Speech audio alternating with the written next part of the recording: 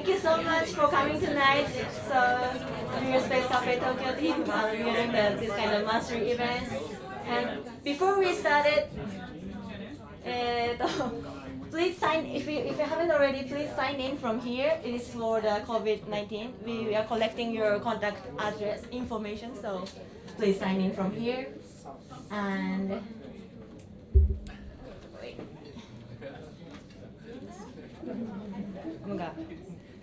Okay, so during the event, please wear a mask during the event to prevent the spread of COVID-19 unless you're not eating and drinking.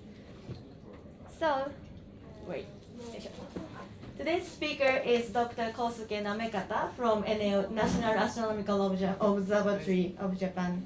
So, Namekata-san was born in Tsu City in Mie Prefecture, and he received his PhD from Kyoto University in 2021, last year.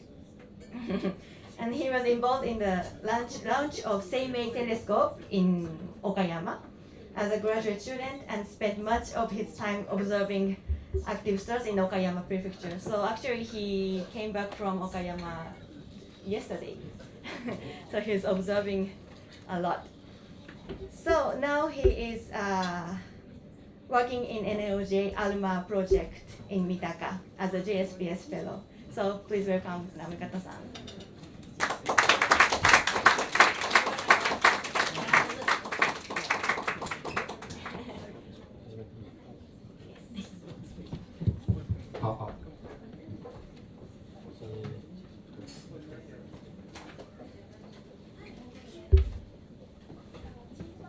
Hello, good evening. My name is Kosuke Namekata from National Astronomical Observatory of Japan.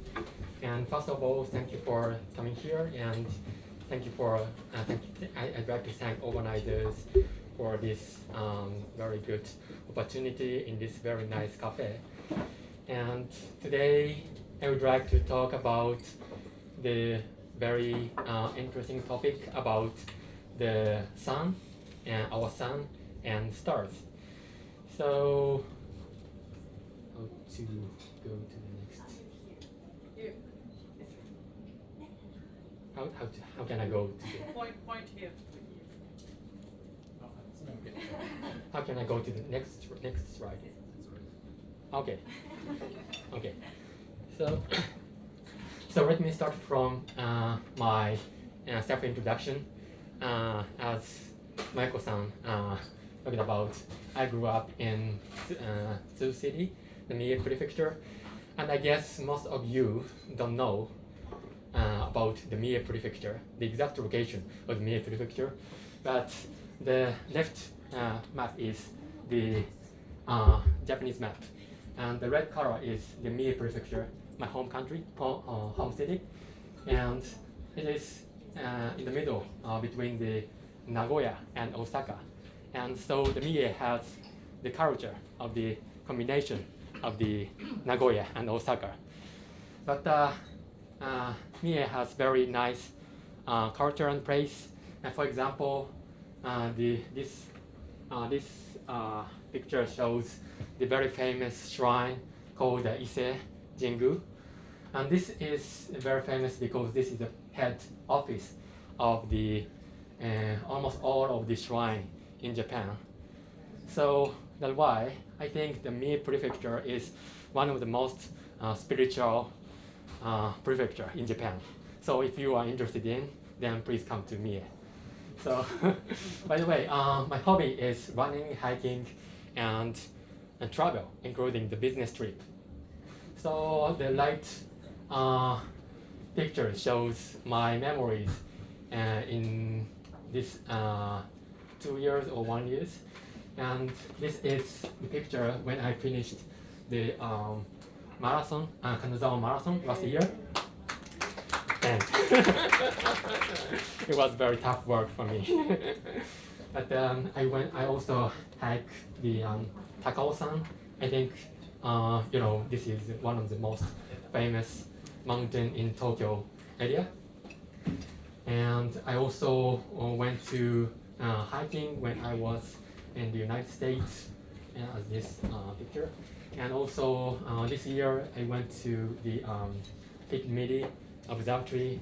Maybe some of you know this is a very famous and historical observatory in France. And maybe you notice that this is me, and this is the organizer here.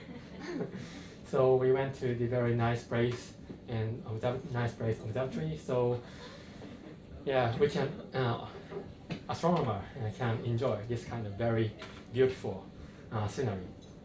So this is one of the advantage for us.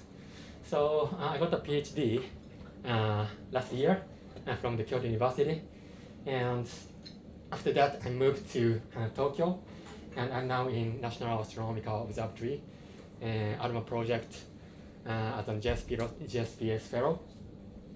So if you are very familiar with the physics, then you can notice the printed picture in my shirt.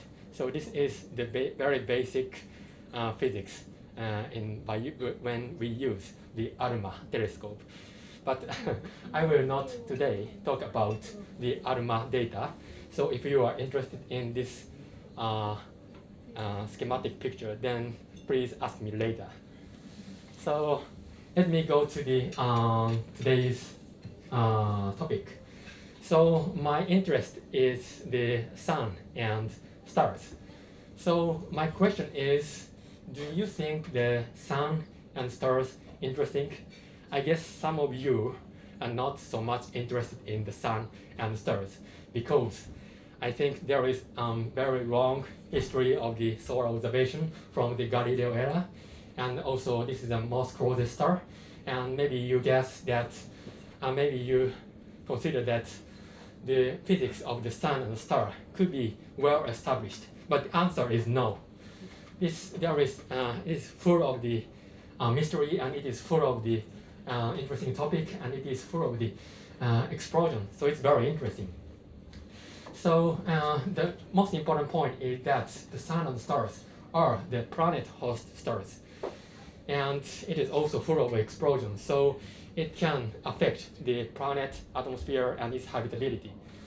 So this picture is, the optical image of the sun, and if you look at this, then maybe you feel, oh, it's very boring. But if you look at the sun with the different wavelengths, such as the X-ray and EUV, UV, ultraviolet radiation, then the sun is found to be very dynamic and very interesting. So this is a movie of the sun taken by the ultraviolet. As you can see, there is a very abrupt brightening here. This is called the solar flare.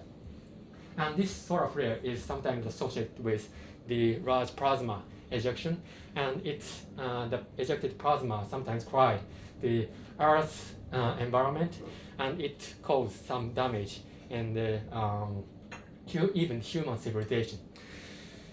And also, can you imagine if the other star has an exoplanet, and if this kind of explosion occur on the other star, then what happens on the exoplanet atmosphere? So it's kind of the key question here. So the key questions of us, the solar and stellar physicists, is probably the same as you. I mean, where do we come from, and what are we, and where are we going? This is mentioned by the Paul Gagarin. And I think that the sun and stars are so important to understand this question. So today I would like to tell you why the sun and stars are very important and so interesting, and what can we learn about the sun and Earth from the observations of the other stars. So I guess you are drinking some alcohol, so that's why I think in the middle you maybe get drunk, but please please remember only two important words. The first is the flare, and sometimes I say super flare. So this is a kind of the explosion on the stars and the sun. And the second is the mass ejection. So please remember only these two words. It's enough. So let's go to the okay. So let me start from the very dynamic movie of the solar and stellar flares. So this is the movie of the solar surface. This is the taken from the JAXA Hinode satellite, and as you can see, it shows very sudden brightenings on the surface. This is called solar flares, and if this happens on stars, it is called the stellar flare. So as you can see, this black is the the sunspot. Sunspot is full of the magnetic energy, magnetic field. So that's why the solar flare is thought to be caused by the release of the stored magnetic field on the around the sunspot and starspot. So I will not tell you the details of the physics, but if you are interested in this detailed physics, then please ask me later. But this solar flare is one of the most energetic explosion in this solar system. And sometimes, if the solar flare occur, it produces very large mass ejection, as in the left movie. So as you can see, the mass is ejected from the flare side. So this is called the mass ejection, and sometimes called the coronal mass ejection, and we often call this mass ejection event as the CMEs. So this coronal mass ejection often travel through the interplanetary space, and finally often collide with the Earth environment. And also you can find that the camera on the camera there is a very large noise in this. For example, in this movie, there is a large noise. So this is not the noise. This is that the camera was damaged by the high energy particles, protons, so-called protons. So that's why this kind of the coronal mass ejection often produce the very high energy protons, ionizing radiations, and it is very dangerous for the astronaut and also the artificial satellite. And this is the schematic movie of the solar flares. So this line is the magnetic field on the solar surface, and the plasma and magnetized plasma is ejected from the solar flare side, and finally directly affect collide with the Earth's magnetosphere. And if the coronal mass ejection collide with the Earth environment, then the magnetic field environment was severely damaged, and as a result, the high energy I'm sorry from the initial state, but it often damaged the solar Earth environment. So this often caused the magnetic storm on the Earth surface, and sometimes electric power plant was damaged by this extreme magnetic storm and result in the huge blackout. For example, in 1989 in the Quebec state in Canada. And also maybe some of you know about the SpaceX Starlink satellite was knocked out after the even minor solar storm in the 2022 this year. And also this coronal mass ejection produced the very beautiful scenery of the aurora in the Earth. So that's why this is how the solar flare and its coronal mass ejection is very important for our human society and the human civilization. So the question is that what is the maximum energy of the solar flare, and how do they affect the Earth environment? So this is a bit difficult figure, but this is the occurrence frequency distribution of the solar flare and solar flares. So, so horizontal is the flare energy and vertical is the flare frequency. So if as the flare energy increases, the flare frequency decreases. So this is the very general rule for the solar flares. And this is like an earthquake, you know. And it is known that there is an upper limit of the solar flare energy around here. And this is the largest solar flare energy. The L is the unit of the energy. So we called the more energetic flare as the super flare. So actually, this kind of the very large flare called super flare has never been observed on the sun, but we cannot conclude this whether the sun can produce very much more large flare or not. Cannot be concluded only from the modern solar observation, because the solar flare observation is very limited, and it has only 100 years observation. And so can you imagine what happens if super flare occur on the sun? So according to the NASA's estimate, it can damage the Earth, and its damage could be the $1 trillion US dollar if the super flare occur on the sun. So it's very important even for the human society. So actually, this kind of the very large flare, super flare, have been observed on the other type of stars. For example, very cool stars or the binary stars, or the very young and rapidly rotating stars. So these stars have the much more energy to generate the magnetic field, because they have the power of the rotation and they have the power of the orbital motion. So that's why they can produce very large flares called super flare. So the left is the example of the very large super flare on other type of stars.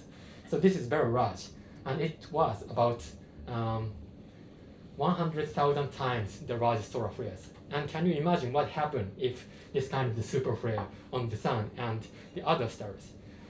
So, however, it has been believed that this kind of the super flare would never occur on the sun, because the sun is old and slowly rotating.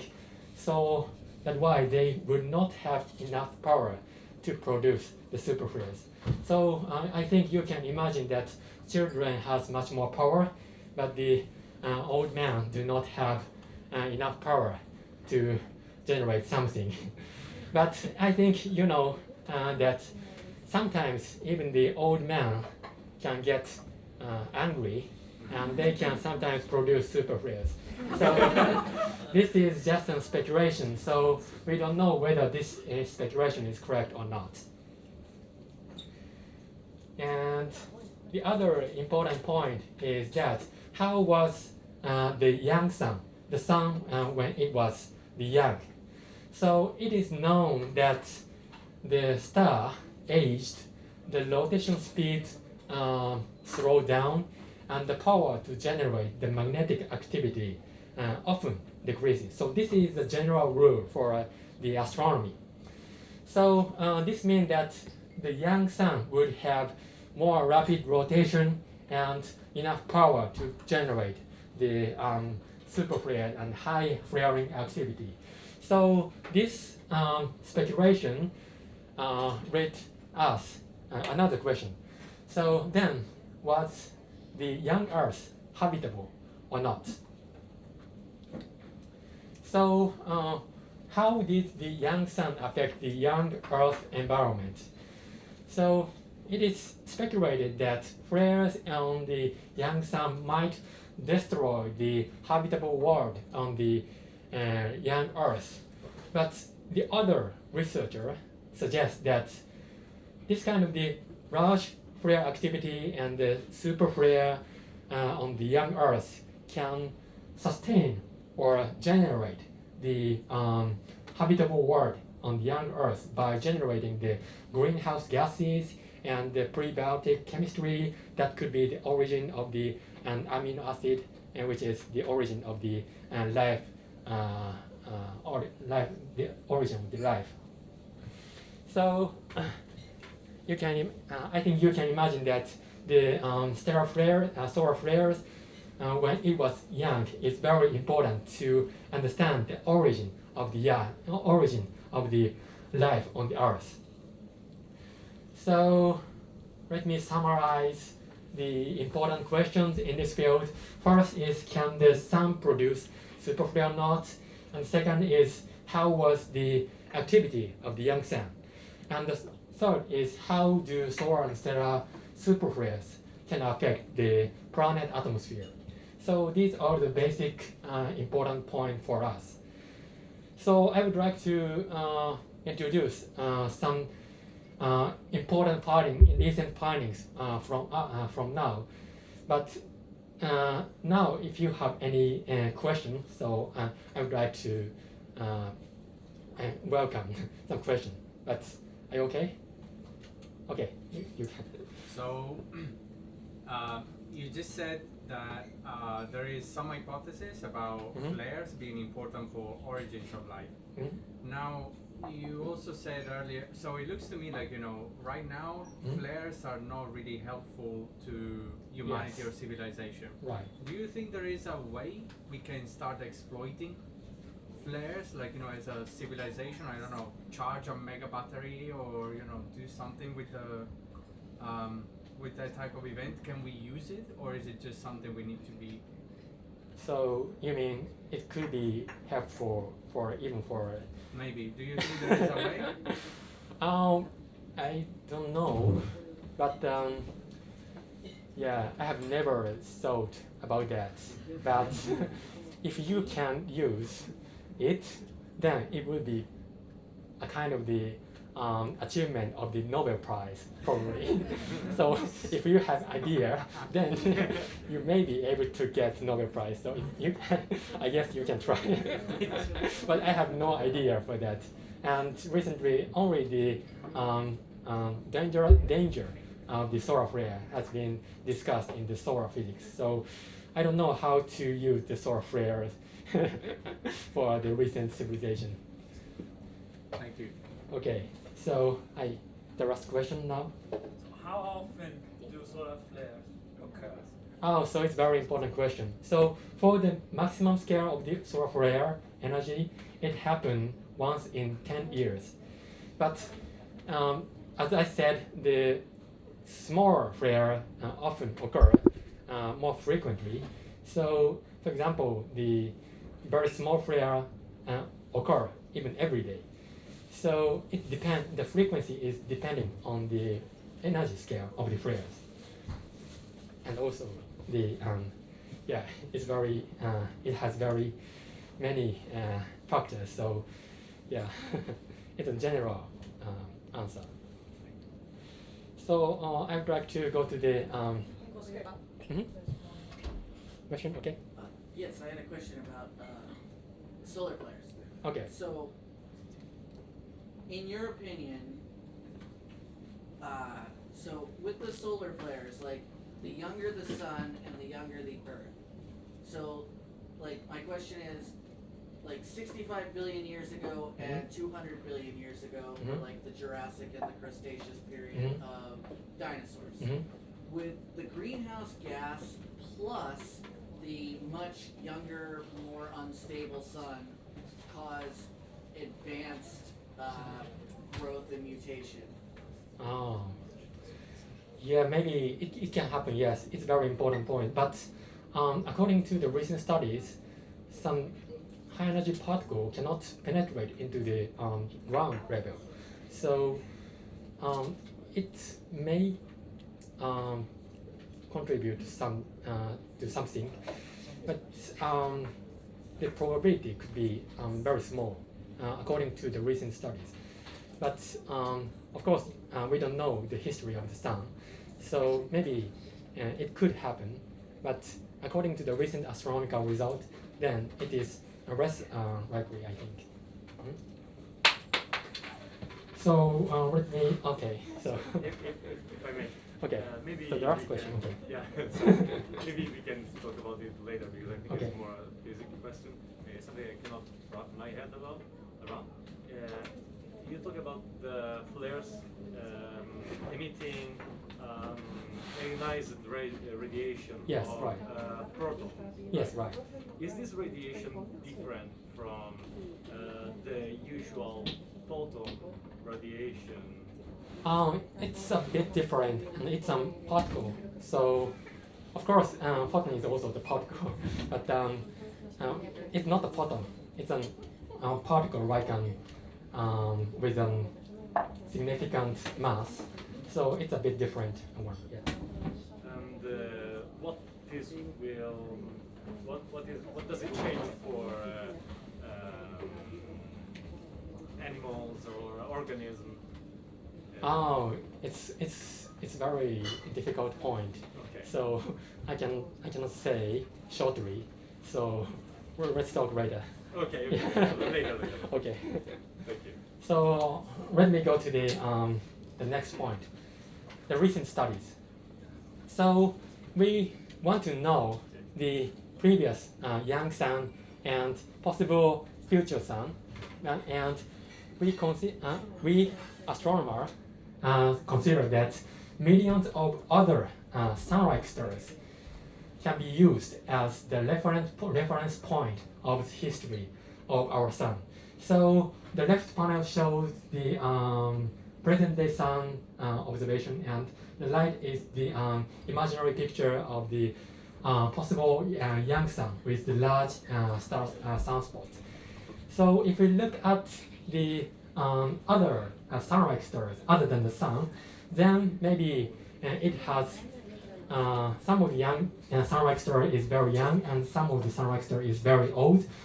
So that's why if we look at other sun-like stars, then we may be able to know the possible picture of the young sun, or possible picture of the present day sun, or possible picture of the future sun. So this is the basic strategy of the solar and stellar physics to know the evolution of the sun. So also based on this strategy, we consider that if we look at the sun-like stars, other sun-like stars in the universe, then they may be producing very large superflares, although it is very similar to the sun. So this is a basic idea, and the one method is the Kepler Space Telescope. Maybe some of you know this Kepler Space Telescope, and this is a NASA mission, and Kepler is observing stars with photometry, and this is originally designed for the exoplanet survey, but this can be also used for the large survey of the stellar flares for the 90,000 sun-like stars. So, for example, this is the observation of the light curve of the one cool stars, and this shows sudden brightening enhancement here and here, and this is the stellar flare radiation. So although superflare frequency could be very low, Kepler Space Telescope can find it because Kepler can observe many very large amount of the sun-like stars, and Kepler can find basically the stellar flares and also the rotation period, and we can estimate the age of the stars.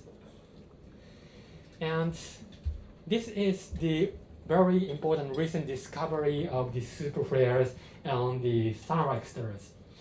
So this is published in the Nature paper, and also this is the right curve of the superflare, the G-type stars. It is a sun-like star. So it shows sudden brightening enhancement here, and this is about 100 times greater than the largest solar flare enhancement. So this means that this is the superflare, that is never observed on the sun, but actually happen on the sun-like stars. So this energy was more than 10 times greater than the largest solar flares. And surprisingly, many superflares has been discovered on many sun-like stars so far. So, and one of the surprising and important findings is that even the old slowly rotating sun-like stars can produce the superflares. So the light panel is a bit difficult figure, but I will explain. So this is the rotation period and flare energy relation for the sun-like stars. And if we go to the right direction, then it means that the star becomes the old. So the left is the young stars and the right is the old stars. And the sun is located around here, and solar, the maximum energy of the solar flare is around here. So you can find that even the old slowly rotating sun-like stars is actually producing the very large flare called superflares. So this discovery suggests that superflares, very large superflares, can occur on the slowly rotating sun-like stars, including the present-day sun. So this has a very large impact, not only the solar and stellar astronomy, but also the human society. Another important finding is that the younger stars much more frequent flares. So as you can see, the left shows the young sun-like stars, and young stars have 100 times more energetic and 100 times more frequent superflares. So this means, can you imagine that what happens if this kind of the frequent and energetic superflare occur around the young Earth? So this discovery indicates that planets around young sun, including the young sun-like stars, including the young planet around the young sun, including the young Earth, are highly affected by the danger of the superflares. So let me answer to the big question: can superflare occur on our sun? The current astronomical answer is yes, but of course there are some enemy in this field, and some researchers criticize this conclusion, and so therefore there are some scientific battle, and it will continue even now, even in the future. But at least, actually, there has been reported that the possible signature of the superflares of the recent sun in the Earth. So, for example, the left panel shows the time series of the carbon isotope in the tree ring in Japan and Canada and other countries. And this carbon isotope is reflecting the solar activity, actually. And Mitaka et al. Nature paper found that sometimes there is an enhancement in this carbon isotope. So this is thought to be caused by the sudden enhancement of the activity on the sun. So this could be thought to be, this could be caused by the superflare on the around the AD 900 or AD 700. And also in the historical document in Japan and China and other low latitude area, there is a document of the low latitude aurora in Japan. The latitude of the aurora is reflecting the activity of the solar storm. So the lower the aurora is, then the activity is strong. So that's why this kind of the low latitude aurora seen even in Japan is reflecting the possible super activity in the recent sun. So these discovery in the Earth and the document is also supporting the possible superflares on the present day sun, on the future sun. So these are the very important conclusion for us. And finally, I would like to talk about how do solar and stellar superflares can affect the planet atmosphere. So far, I have talked about only the strong radiation from the superflare. But the important point is that how do they affect the planet atmosphere? The key is the mass ejection event, as I explained. So there is a very famous missing problem of the stellar mass ejection, and so far many researchers have tried to find this kind of the mass ejection event on stars, but no one has succeeded in detecting the mass ejection on stars, although this kind of mass ejection is very frequent on the sun. So, but this is one key phenomena to know its impact on the planet and exoplanet. So we need to know this kind of the stellar mass ejection event. And so the key observation is the spectroscopic observation. So this could be bit difficult for some attendants, some participants, but this is a kind of the very basic tools in the astronomy. And this is a method to divide the stellar intensity into the color, which is called the wavelengths. For example, the light, this is the color of the rainbow. So this is a kind of the spectroscopic observation of the sun and stars. So if you look at the sun, there is a specific, the specific atom, for example, the hydrogen, can produce this kind of the absorption or emission at the given wavelength. This means that at the given color.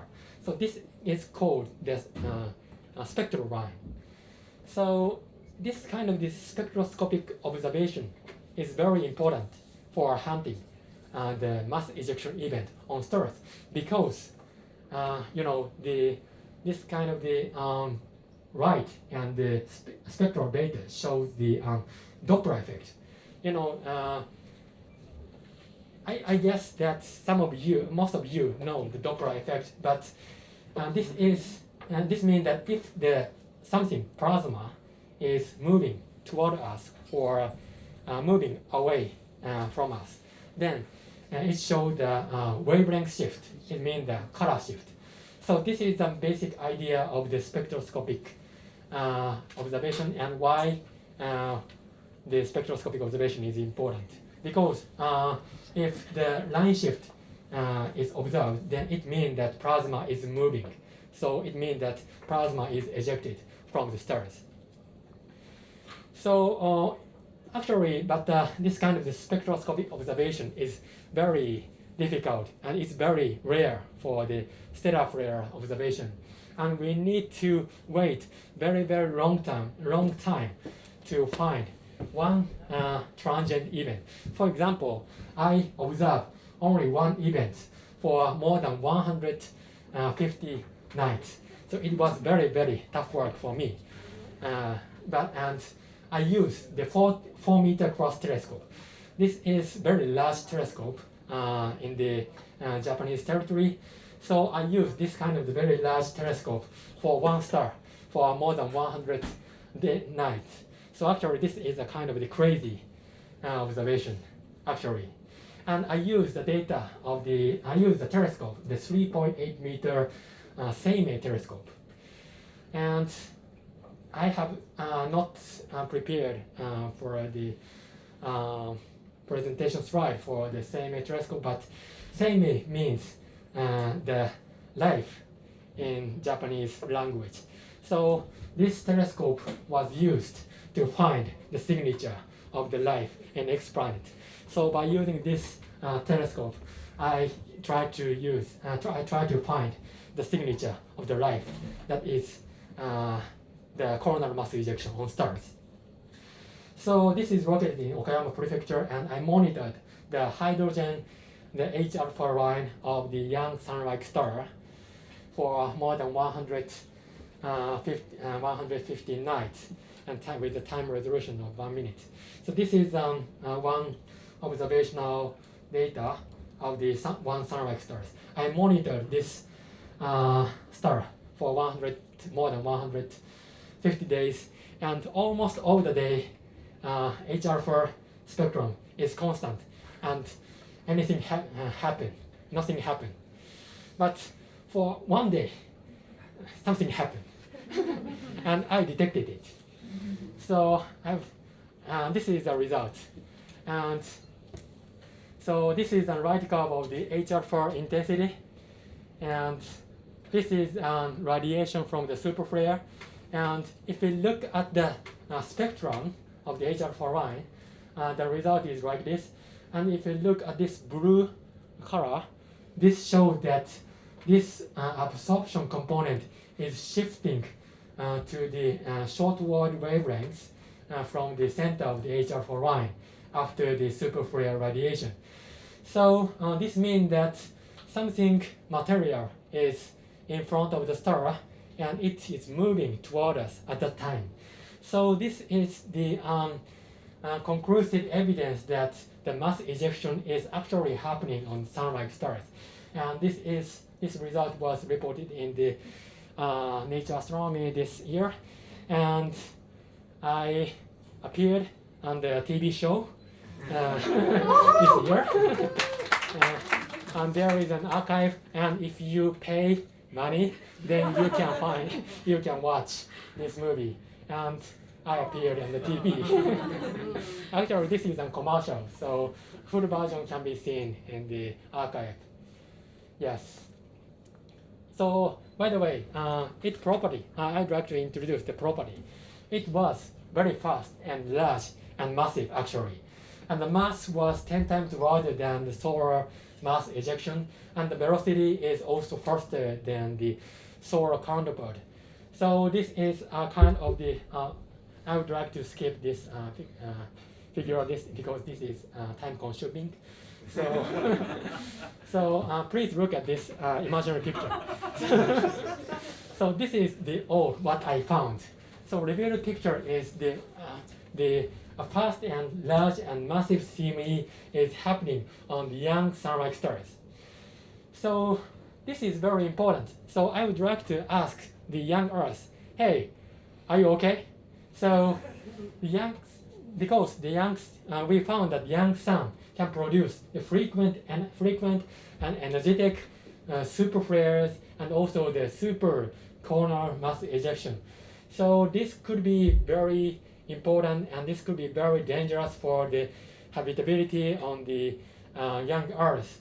So that's why we are proposing that we need to evaluate its impact of the revealed properties of the coronal mass ejection when we consider the formation of the habitable world on the young Earth. So this is our recent suggestion, and this is also very difficult figure, but this showed the properties of the mass ejection event as a function of the energy of the flare and ejected mass. And this is a solar Seimei, and these are the stellar Seimei candidate data, include not only for the young sun but also for the cool dwarf and binary stars and also the evolved stars. So this shows the unified picture of the solar and stellar coronal mass ejection and flares. So this means that properties of the superflares and the mass ejection event could be universal, and we can estimate the what happened on the young sun and M-dwarf based on the solar scaling relation as plotted in this cyan line. So as you know, the Kepler found various kind of stars and frequent, and it is found that they have the frequently and close-in exponent like this. So this is a movie of the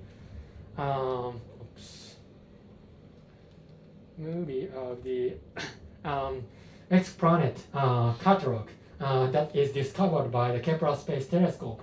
And this is the solar system. And as you can see, most of the exponent is rotating very close to the host star.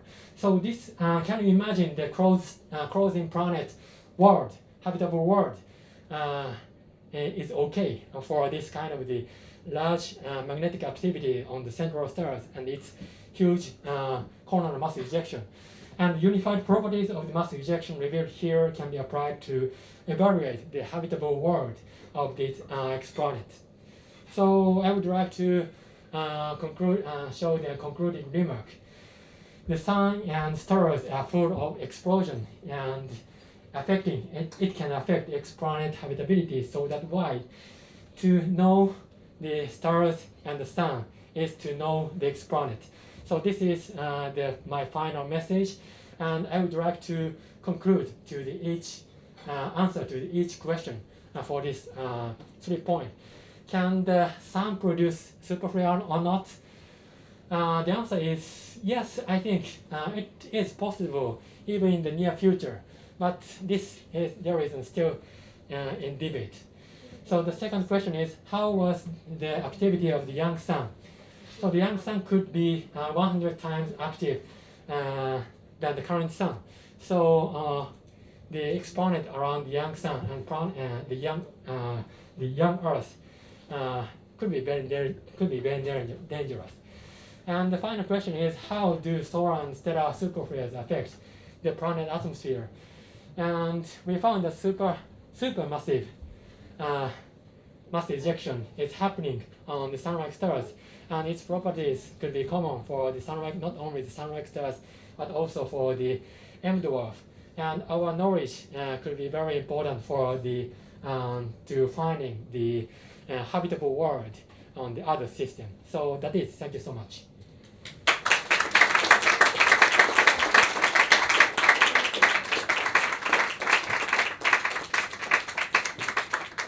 Thank you so much, Namekata-san, and we will take any questions.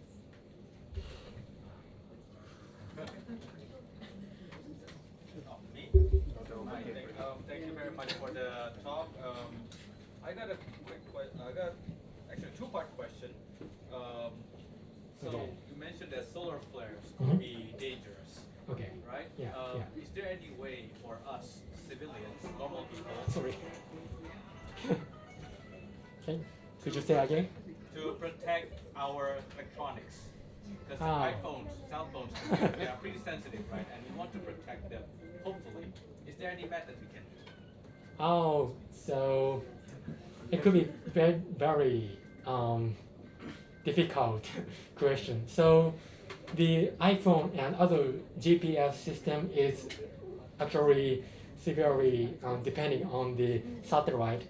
So if the health of the satellite are affected by the super flare and super Seimei, then it can damage the some apps of the iPhone. But I don't know how to protect its effect. But for example, if we can predict the occurrence of the flares on the sun, and if we can predict the passage of the mass ejection from the Earth, from the sun to the Earth, then maybe we can protect the important instrument on the satellite or ISS.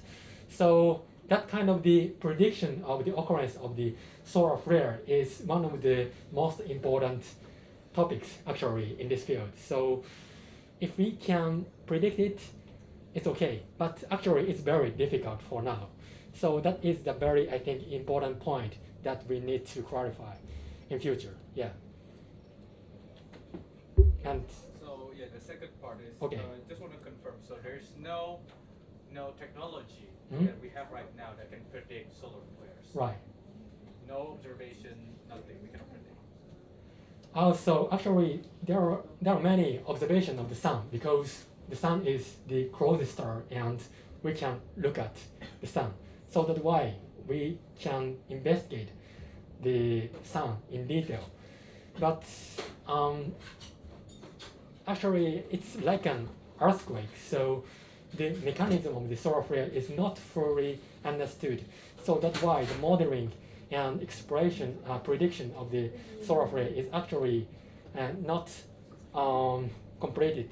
So probably the first point that we need to do is to clarify the physical mechanism of the solar flares. So actually we have the observation, but the model and method is lacking actually.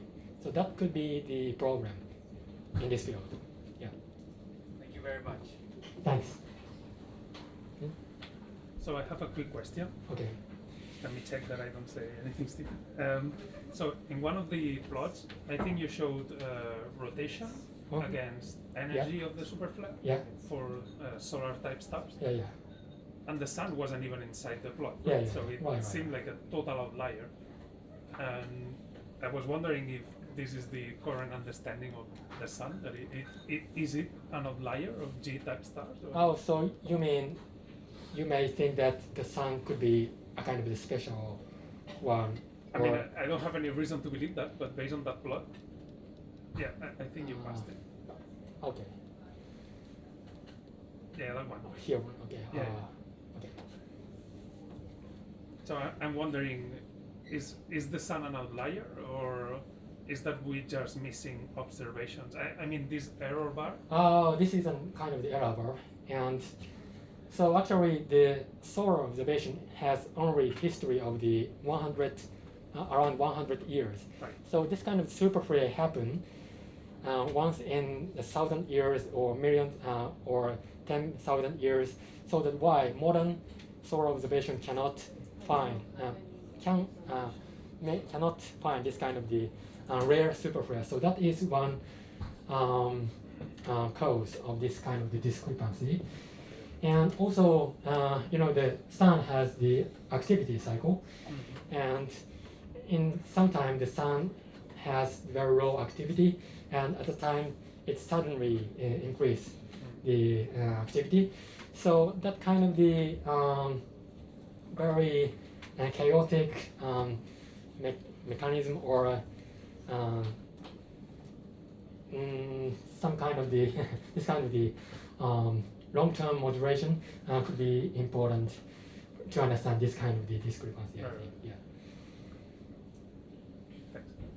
Thank you. It's a very difficult point here.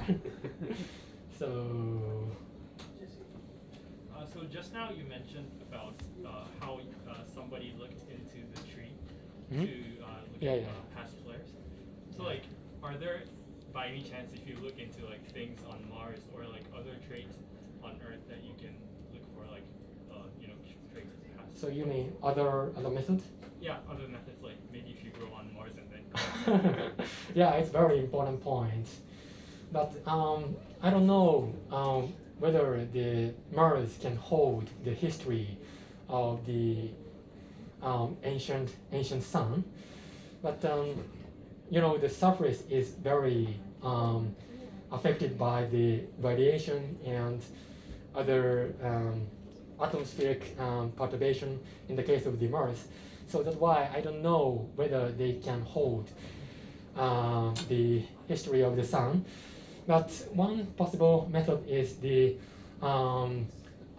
some other beryllium isotope in the ice core.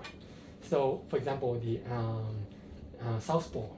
So it can hold the long history of the Earth's atmosphere. So some researchers actually found that there could be some simultaneous enhancement as the carbon isotope in the beryllium line in the ice core.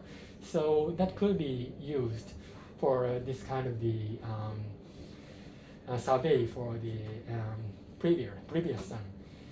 but I don't know what is the best method. But beryllium core is very also important.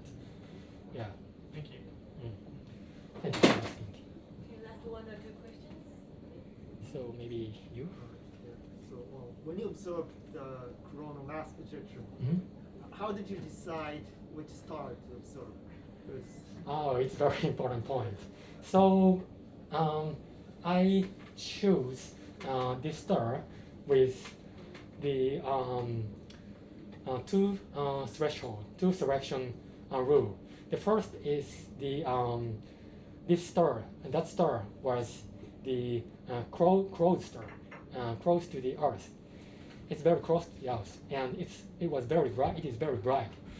So for detecting this kind of the mass ejection, we need the time resolution. So it means that if the star is bright, then we can detect the time evolution of the spectrum, because we can get many photons from the star. So the bright star has an advantage for detecting this kind of the transient event, short time scale event. So the second selection is that that star was very young, and it is known that flare active, according to the recent Kepler and TESS survey. So we have already know the occurrence frequency of the flare for that star, but it is not known that the association rate of the mass ejection against the stellar flares. So that is the most difficult point. But for this star, we have known the activity level of the flare on the star, and we planned the observation schedule. If we observe this star, we can detect the flaring radiation within the limited observational time. So that is the second threshold. So actually that kind of the star is very limited. So actually this star was not reported to have the X-planet actually. So the next point that we need to do is we need to study the planet host star and find the coronal mass ejection. That could lead to the very big finding in this field, I think. Yeah. So it didn't have the planet around it, but it seemed like the best shot. So Sorry? So it wasn't hosting any planet, but it looked like the best candidate. So it went for it. Yeah, right. So, but ideally, if the star has planets, that opens up the more possibility of more observation, because Yeah, you can right. see what kind of impacts it will have. Is that your point? So you mean the planet host star should be observed, right? Yeah. So the important point is that most of the exoplanet hosting star is observed by Kepler, and Kepler target is very faint and very far from the Earth. So that's why it's very difficult to observe the flaring radiation. So that's why it's for current satellite it's very difficult to observe the stellar flare radiation for the planet host star. So that is the another difficult point for in this story. So yeah. Are you okay? If I have two questions actually. So we were speaking about Kepler and how it can recognize flares. And what about the James Webb? Because James Webb can see in infrared that maybe is a different. Sorry, your question is? Yeah, can the James Webb Space Telescope see solar flares and James also Webb. the impact and the effect of solar flares on exoplanets' atmospheres? Oh, it's very important. So you are asking about James Webb, right? Yeah, it's a very important point. So James Webb will observe the spectrum of the exoplanet, right, by using the transmitting spectroscopy, and it will observe the chemical composition on the exoplanet atmosphere, and we can discuss the relation between the central star's activity and the exoplanet's chemical abundance. So if some specific chemical abundance which is sensitive to the central activity is large in the exoplanet around the active star, then it could be the evidence that the superflare and CME could affect the exoplanet. So that is very important and interesting point, but I guess James Webb is very costly, so I have no access to the James Webb. I want to observe with James Webb, but I want to use the archive data again. Yeah, it's a very interesting topic. Also, do coronal mass ejections move at the speed of light? Not, it's much less than the light speed. So we can see them coming, right? Yes, we can see, yeah. So you mean in the case of the solar? Yes, solar flares. Oh, yeah. Coronal mass ejection from the sun. Yeah. Will it? How much time does it take to travel from the sun to the Earth? It can be observed, but there is no information for the line of sight, actually. So we can observe the coronal mass ejection perpendicularly ejected to the other side. Then we can estimate the travels of the CMEs. But if it is ejected toward us, then it's very difficult to investigate the travel path of the CMEs. So that is one of the difficulty in the estimating the arrival time of the CMEs on the Earth's atmosphere. So, yeah. Do we have any satellites at any Lagrangian point? Yeah. There is some satellite, but it is not full ability to trace until the 1 astronomical unit at the Earth point. So therefore it's very difficult to trace the evolution from the sun to the Earth. But there is an purposeful probe in front of in the middle of the sun and Earth, and it could be one tracer for the coronal mass ejection, that is traveling to the Earth. So that is the ongoing study. Yeah. Okay, thank you so much. Thank you so much for a lot of questions, and thanks to